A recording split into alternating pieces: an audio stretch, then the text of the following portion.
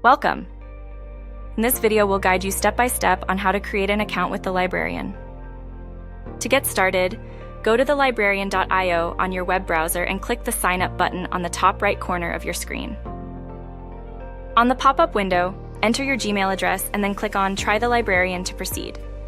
Next, you'll be directed to choose the Google account you want to connect with the Librarian. Select your account and click Continue to move forward in the setup process. In the following window, grant the Librarian ongoing access to ensure your data is always in sync. And for full functionality, we recommend selecting all your Google apps, though this is optional. Click Continue. On the onboarding window, enter your company name. If you're a student, insert your school name. Then write your company title or, for example, student. Don't forget to select your time zone, especially if it's not automatically detected. Finally, accept the mandatory terms and conditions and click Continue. And that's it!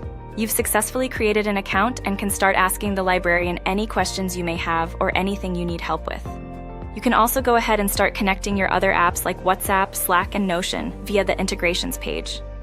The Librarian, your own AI personal assistant available 24/7.